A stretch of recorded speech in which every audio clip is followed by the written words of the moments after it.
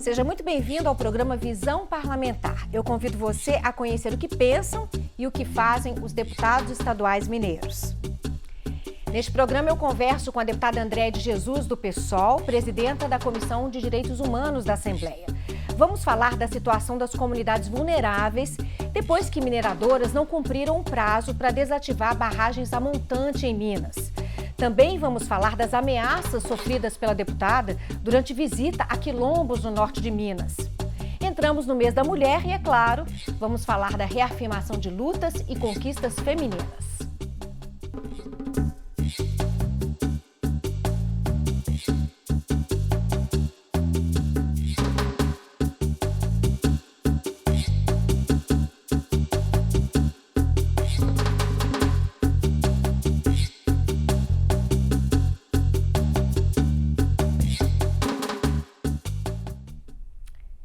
Deputada, muito obrigada, então, por conversar com a gente. Vamos começar falando de mineração? Um assunto que voltou a ser manchete nesse início de ano, né? Que a gente já está em março, porque as mineradoras descumpriram o prazo de desativar as barragens a montante, o chamado descomissionamento, né? A Vale, por exemplo, proprietária de 23 barragens a montante, vai pagar 236,7 milhões por descumprir o prazo e diz que só termina esse processo em 2035. A Samarco alegou que o prazo é inexequível, impossível de se cumprir. E segundo a Agência Nacional de Mineração, 38 barramentos estão em nível de emergência. E eu pergunto para a senhora, isso é uma bomba relógio? O que significa essa decisão das mineradoras para as comunidades mais vulneráveis? Então, obrigada pela oportunidade de estar aqui de novo no Visão Parlamentar. Também quero agradecer você, André, nossa também xará, também fazendo ocupando esse lugar de dar visibilidade ao nosso trabalho, né? Então, parabéns à TV Assembleia e todos os trabalhadores da TV. Obrigada. De fato, assim, a audiência que nós trouxemos já no início do mês passado para discutir, provocado pelo gabinete de crise, trouxe o cenário de que Minas Gerais, o cenário assustador, que se intensificou com as chuvas. Há mais de 50 barragens hoje, 50 barragens que correm o risco de romper. Isso foram identificados pela CPI, logo após o crime da Vale, em Brumadinho. Se foram identificados mais de 50 barragens que precisam passar por esse processo desse comissionamento. Que é isso? Hoje as barragens correm o risco de romper a qualquer momento pelo volume que está lá, a montante de rejeitos de minério. E com as chuvas, isso ficou mais latente. A gente viu a BR-040 sendo tomada pela lama, Nova Lima, Macacos. Então, essa audiência era para tratar também desse risco que tem se aumentado do rompimento da barragem com o volume de chuvas nesses últimos meses, já no início do ano. E a audiência serviu também para denunciar a falta de informação que cidades inteiras ainda estão vivendo, que a gente chama de terrorismo de barragem, porque, embora algumas medidas foram aplicadas desde a aprovação do Mar de Lama Nunca Mais, que é a lei aprovada nessa casa, construída pela sociedade civil, prevê o descomissionamento, mas também que as vítimas diretas e vítimas indiretas, porque não é só aqueles que perderam suas casas, mas esses que correm o risco de perder a vida, perder a casa, perder toda a sua história, tivessem informação de como está a situação dessas barragens. E eles não estão recebendo. Isso é Barão de Cocais, que ainda estão vivendo fora de casa, Macacos, que também foram retirados da sua casa, Nova Lima, Brumadinho, e toda a região metropolitana que também está ameaçada de faltar água por causa da morte do rio Paraupeba, a retirada dos indígenas. Então, assim, uma série de outros desdobramentos de violação de direitos humanos foram percebidas nessa audiência, em que a gente discutia o volume de chuva e as ameaças em função do não cumprimento da medida judicial e do que a lei Mar de Lama prevê, que é o descomissionamento das barragens. Estava marcado para o dia 25 de fevereiro e nada foi cumprido, muito pelo contrário.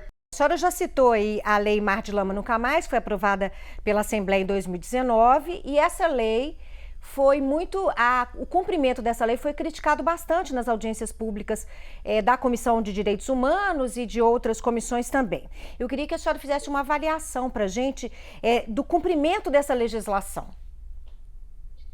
Então, infelizmente, assim, sem vontade política do Estado, é difícil uma lei sair do papel, né? É isso, assim, nós cumprimos aqui na Assembleia Legislativa, cumprimos nosso papel, garantir que a lei fosse aprovada, foi aprovada em tempo recorde, né? Que ela ficou muito tempo parada na casa. Então, depois do segundo crime contra a humanidade no estado de Minas Gerais, a gente conseguiu acelerar o cumprimento, a tramitação da lei, mas infelizmente o governador Zema, ele não cumpriu o que era obrigação primeira, que era garantir o calção. Olha, o governador ele ignora todos os artigos da lei, mas isso era muito importante, foi uma decisão, inclusive nossa, do nosso mandato, de provocar o judiciário pelo descumprimento de preceito fundamental. Quando o governador deixa de cumprir uma lei que está nas mãos dele executar, como garantir o calção, as mineradoras precisam pagar um calção para o Estado, garantir um caixa para que o Estado tenha condições estruturais de agir em caso de qualquer acidente, chamo de acidente ambiental, mas que eu chamo de crime, de racismo ambiental, como que aconteceu na BR-040. Nós temos até hoje vários bombeiros atuando lá em Brumadinho. Então, para garantir estrutura, para o Estado agir em caso de qualquer dano, de qualquer erro, por parte da mineradora, precisa do calção, e nem sequer isso foi exigido das mineradoras, e agora, a execução da lei é responsabilidade total do governador. Eu queria tocar num assunto, assim, muita gente não sabe, né, mas o pleito de adiar essa obra de descomissionamento também é da Federação das Indústrias de Minas Gerais. Isso chama atenção, né, sobre a questão, dá uma luz sobre a questão da dependência econômica que as cidades mineiras têm da atividade mineradora, né? É preciso, na opinião da senhora, que as cidades procurem outras alternativas de sobrevivência que não seja só a atividade mineradora? Sem dúvida, né? Sem dúvida.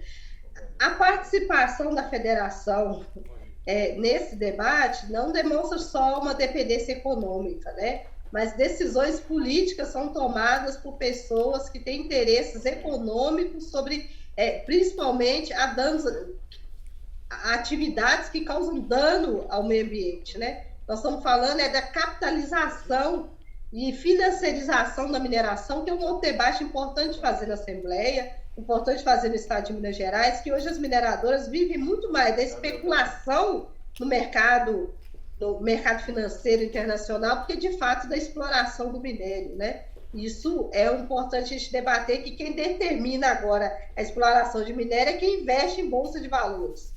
Mas voltando nesse assunto, é importante, e a gente tem feito um esforço, demonstrar que as comunidades tradicionais já têm uma alternativa. O grande desafio é que elas sejam ouvidas. Hoje, por exemplo, o Cerro, a cidade ela vive tradicionalmente da produção do queijo, conhecido no mundo inteiro. Inclusive, as comunidades tradicionais demonstraram que tem mais de 60 produtores de queijo na cidade. Produtores que muitas vezes são artesanais, que não têm com esse objetivo de produzir em grande escala, mas que poderiam estar produzindo em grande escala e entregando para o mundo o nosso queijo. Mas para isso nós precisamos de água. Então, debater mineração no território como o território do Cerro é destruir um patrimônio que poderia gerar muitos empregos, mantendo o que a gente tem de melhor, que é a nossa tradição e as nossas habilidades, tecnologia que a gente trouxe da África. Então, assim, nós já temos tecnologias para substituir essa exploração minerária. E as empresas de mineração não oferecem o número de empregos superior aos empregos oferecidos, por exemplo, com a agricultura familiar. É porque o debate não está pautado nisso, né? A escolha de investir na mineração é uma escolha atrasada, de uma elite atrasada, que está destruindo o estado de Minas Gerais. Deputada, a senhora contou que foi ameaçada por homens armados durante uma visita da Comissão de Direitos Humanos a comunidades quilombolas no norte do estado. A comissão estava lá justamente para garantir o cumprimento de uma decisão do Supremo Tribunal Federal de que aquelas comunidades se mantenham naquela localidade, né? Eu queria que a senhora comentasse como é que foi esse episódio e os desdobramentos disso também. É um escândalo, né? No estado de Minas Gerais, a gente encontra entre os conflitos fundiários muitas pessoas agindo acima da lei ou fora da lei e usando muitas vezes instrumentos do Estado. Isso é para dizer que o conflito fundiário no norte de Minas tem dois personagens importantes. Primeiro, as comunidades tradicionais, que estão lá historicamente, vivendo as suas práticas culturais e tradicionais e dando manutenção, que é mais importante, ao meio ambiente e com práticas sustentáveis. Por outro lado, tem sim fazendeiros que se mantêm nesses espaços alimentando uma força paramilitar. O que é paramilitar? São forças armadas alimentadas por esse capital e que atuam nesses lugares como justiceiros. Pessoas que estão ameaçando cotidianamente a vida das pessoas ali numa disputa de terra que não passa pelo judiciário. Tanto é que o ministro Gilmar Mendes decidiu que não cabia reintegração de posses naquela área onde os quilombolas estão reivindicando como suas terras tradicionais. O que acontece é justamente isso. Assim, tinha a presença de dois homens ligados diretamente à segurança pública, um que se negou a se identificar, mas que depois, com a presença da Polícia Militar, se identificou como policial, um tenente do Estado. Tenente é uma alta patente do Estado, que foi treinado pelo Estado para garantir segurança pública e estava lá fazendo segurança privada. E ameaçando a vida das pessoas, como também tentou impedir o acesso àquelas famílias da deputada estadual, presidente da Comissão de Direitos Humanos. O que a senhora fez nesse sentido, depois que aconteceu o episódio? É óbvio que a gente chamou a Polícia Militar, as forças do Estado, para garantir que fosse feito um boletim de ocorrência. Esse boletim de ocorrência, ele registra 3 crimes. Primeiro, o uso da força do Estado em detrimento de interesse público para atender interesse privado, que é justamente o desvio de função.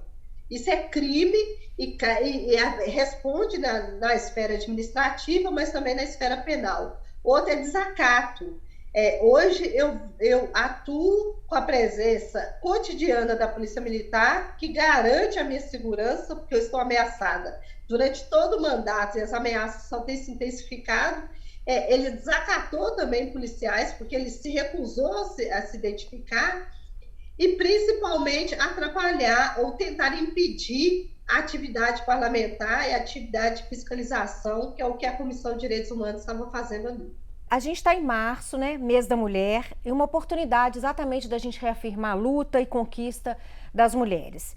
Esse ano, o tema do projeto Sempre Vivas, promovido pela Assembleia Legislativa, foi Mulheres e Política por Representatividade, Justiça e Respeito. E eu vou perguntar para a senhora com muito respeito, também com muito orgulho. A senhora é mulher, negra, ex-empregada doméstica. O que a gente tem que fazer, finalmente, para que a gente tenha mais Andréias de Jesus atuando nesse posicionamento, nesse local que a senhora ocupa hoje? Então, Andréia, assim, obrigada, né? Acho que legitima o lugar que a gente está ocupando, porque nós viemos de uma trajetória de luta. Então, as mulheres estão se organizando, não só aqui no Brasil, mas toda a América Latina, para que essa presença em espaços de decisão, espaços de poder, seja construída de forma coletiva. Mas nós temos, sim, sérios desafios. Por exemplo, nós precisamos ter segurança nesse espaço.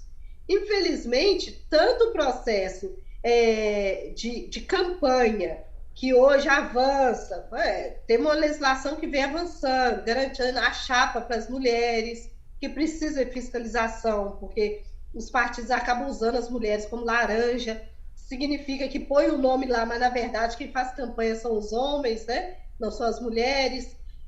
O fundo partidário hoje, com recorde de gênero, mas com recorde de raça, é um grande avanço.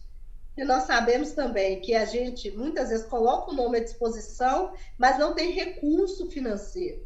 Isso também precisa ser discutido e fiscalizado, porque infelizmente ainda tem partidos que não cumprem o que está previsto na lei e tentam o tempo todo burlar. Mas por último é garantir segurança.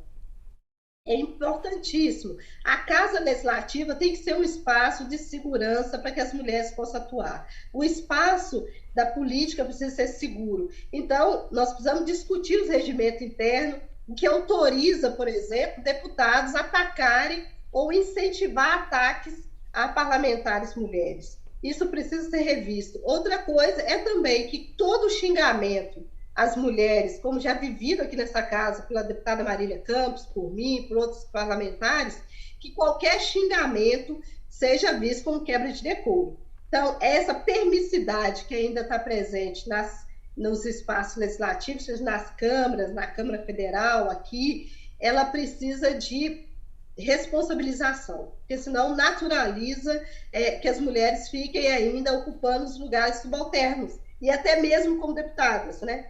Que as principais comissões, a gente discute mérito na casa, a presença de mulheres é mínima, e presidir nessas comissões muito menos.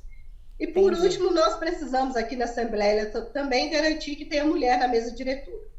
A casa ainda é dirigida por homens. Então, para a gente também mudar a estrutura, que ainda é muito opressora para as mulheres, precisamos ter mulheres ocupando espaços que podem decidir. Então, nós precisamos ter mulher na mesa diretora dessa casa. A senhora escreveu um artigo no jornal O Tempo, e eu vou citar um pedacinho desse artigo, porque eu acho interessante que as pessoas de casa entendam. Ouvimos histórias sobre a origem da comemoração do Dia Internacional da Mulher. E todos passam pelo movimento operário das mulheres, uma luta justa, necessária, que contribuiu muito na conquista dos direitos femininos. Ainda assim, reconhecendo a legitimidade e a importância, eu me pergunto, onde estavam as mulheres negras? Enquanto as mulheres brancas reivindicavam o direito ao trabalho, as negras já eram chefes de família, limpando casa e cuidando de filhos que não são seus. Fecha aspas. Como, então, deputada, as trajetórias históricas e desiguais das mulheres negras impactam na vida das mulheres hoje? Como é que a senhora avalia isso? Então, é isso que a gente vem debatendo na Comissão de Defesa dos Direitos das Mulheres, a qual eu sou vice-presidenta, né? Os desafios da gente reduzir, por exemplo, a violência doméstica, não basta só fortalecer a Lei Maria da Penha, porque os dados demonstram que com a Lei Maria da Penha, com a promulgação, mas também com investimentos, com a formação de delegados, com delegacia especializada para as mulheres, a gente viu uma redução da violência quando você põe uma lupa sobre as mulheres não negras, ou que não se declaram negras. Mas a violência entre as mulheres negras, que se declaram negras, só tem aumentado. Esses mesmos números a gente identifica na hora de observar a ocupação no trabalho, na geração de renda. As mulheres brancas recebem mais do que a mulher negra. As mulheres negras não têm registro em carteira, vivem em trabalhos mais precarizados. O acesso a equipamentos públicos ainda é menor entre mulheres negras. São esses os dados que demonstram de que, para avançar uma agenda feminista, nós precisamos fazer recorte de raça. As mulheres negras ainda estão vivendo em lugares mais vulneráveis. E essa vulnerabilidade impede, inclusive, ela de ir numa delegacia para denunciar. Mulheres que vivem dentro de lugares em conflito, não é nem recomendado que ela saia do seu ambiente privado para fazer uma denúncia, porque ela pode voltar e ser retaliada não só pelo seu parceiro, mas por toda a comunidade que está vivendo em conflito. E aí eu digo favela, nos aglomerados, nas ocupações, em territórios que estão vivendo outras tensões do ponto de vista social. Então nós precisamos apresentar alternativa para essas mulheres, porque elas não têm direito nem à denúncia. Então, as vulnerabilidades sociais também nos empurram para um lugar em que a legislação da Lei Maria da Penha não chega. Então, a organização de mulheres negras estão também organizadas, mas com demandas muito específicas, que as mulheres não negras já avançaram. As mulheres não negras estavam disputando o direito de trabalhar fora, quando a gente sempre trabalhou, né? Nós somos ama de leite, nós cuidamos dos filhos dos outros e continuamos nesse lugar, mesmo na pandemia, porque a gente não teve o direito do isolamento social. Empregada doméstica era direito, é um trabalho que não teve direito ao isolamento social, não teve direito de ficar em casa. Enfermeiras. Então, a gente está nesse lugar de cuidado, e esse lugar de cuidado exige da gente e retira a gente os direitos que muitas mulheres não negras já alcançaram. Então, não sei se eu me fiz entender, mas a gente pode também debater isso, que são muitos assuntos numa mesma entrevista, mas lembrar que no 8 de março nós também lutamos por igualdade de oportunidades. Nossas mulheres ainda são semi-analfabetas, nossas mulheres ainda estão lutando por ser reconhecidas como humanas. Nós ainda somos tratados isoladamente como um ser que não tem direito a ter direito. É isso. Deputada, eu fico assim, emocionada, impressionada, assim, da capacidade que a senhora tem de botar o dedo na ferida, assim, de falar o que realmente tem que ser falado em relação à posição das mulheres negras na sociedade, né? Pouco se ouve pessoas ou autoridades falando com tanta clareza, né, sobre essa questão das mulheres negras. Deputada, os parlamentares também, muita gente já sabe, têm a função de fiscalizar o orçamento do Estado. Ou seja, onde que o governo gasta o dinheiro, e a senhora já até mencionou um pouquinho antes, né, na outra resposta da senhora, a importância das mulheres estarem em pontos estratégicos. Eu queria que a senhora falasse, fizesse uma avaliação da atuação das deputadas estaduais e o que é preciso ainda para vencer, para avançar, no sentido de que as mulheres deputadas tenham condições de redirecionar recursos para onde realmente os recursos devam chegar na perspectiva feminina. Então, a minha avaliação, olhando as minhas companheiras, tem mulheres também em diversos campos, é importante dizer isso, mas o conjunto das mulheres da Assembleia tem sido afetadas pela pauta feminista. Eu vejo um cuidado, por exemplo, em garantir orçamento para as delegacias, onde a gente observa que, infelizmente, as delegadas DEANS, as delegacias especializadas no atendimento à violência contra a mulher, a gente chega lá, a delegada não tem computador, a delegada não tem cadeira para sentar, né? Então, assim, eu percebo que as minhas colegas deputadas se atentaram a isso e têm trabalhado no sentido de garantir orçamento dentro da segurança pública, que tem um olhar para quem está ali para garantir a redução da violência contra as mulheres e fazer o acolhimento das mulheres. Mas, de fato, o nosso papel, que muitas vezes é direcionar o orçamento numa lógica das emendas parlamentares, não é suficiente. A emenda parlamentar, que é uma parte do orçamento que vem para a Assembleia, a maior parte do orçamento é direcionado pelo próprio governador, inclusive foi assim com o acordo da Vale, precisa prever estruturação de políticas mínimas de enfrentamento à violência. E isso não acontece, não tem diretriz. Quando nós chegamos na Assembleia, que a gente pegou o orçamento do Estado e as diretrizes da LDO, né, que é onde você discute as diretrizes, você não vê lá prioridade no enfrentamento à violência contra a mulher, que passa pelo atendimento o atendimento social, que é ali no CREAS, no CRAS, que é o primeiro atendimento, mas também no atendimento das UBS nos bairros. Não existe uma priorização. Então, a política hoje ela fica sendo remendada pelas emendas parlamentares, e é disso que nós estamos falando. Diretriz, nós precisamos que todas as políticas do Estado, saúde, educação, segurança pública, assistência social, tenham um olhar prioritário para as mulheres. É nós que mantemos a economia. Fomos nós que mantemos a economia de pé durante a pandemia. Seja porque a gente cria alternativas econômicas para a manutenção do território, é porque nós é que mais consumimos também. Você não encontra mulheres negras, mulheres pobres, guardando dinheiro para investir em ações internacionais. Tudo que a gente ganha circula no mercado. Então, por que é que a nossa vida não é tratada como prioridade? É esse o debate que nós precisamos fazer e, de fato, precisa discutir orçamento para manutenção de política pública, que vem carimbada. Não é esse desejo individual que passa pela emenda, uma emenda aqui, que a emenda não é orçamento continuado. Emenda parlamentar é um quebra-galho. Tá bom. Política para as mulheres precisa ser continuada. Deputada, então muito obrigada pela senhora ter tomado tempo conosco, explicado com tanta clareza essas questões financeiras e as questões pontuais aí em relação à mulher.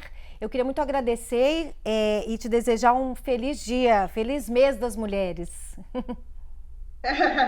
Obrigada, Andréia, e também quero desejar a todos os trabalhadores, as trabalhadoras da Assembleia Legislativa, as terceirizadas, que tenham também, que esse dia marque o quanto a gente já avançou, né? Ter mulheres à frente do serviço público, em gestão, mas também o quanto a gente precisa avançar para garantir um Estado democrático de direito que reconheça o papel das mulheres nessa construção de uma nação soberana. E quero agradecer também todo mundo que estiver assistindo. É importante demais o trabalho de dar visibilidade ao nosso trabalho e quando a gente mesmo pode dizer dele. Então, contem com a gente, porque o meu compromisso com as mulheres está para além do mandato. Ah, que ótimo. Obrigada, deputada. Eu conversei com a deputada Andréa de Jesus do PSOL, presidenta da Comissão de Direitos Humanos da Assembleia. Falamos sobre a situação das comunidades vulneráveis, depois que as mineradoras descumpriram o prazo para desativar barragens em risco. Também falamos das ameaças sofridas pela deputada no norte de Minas e de lutas e conquistas das mulheres na política e em outras áreas também. Para rever estas e outras entrevistas com deputados estaduais mineiros, acesse o nosso portal. Muito obrigada pela sua companhia e até a próxima.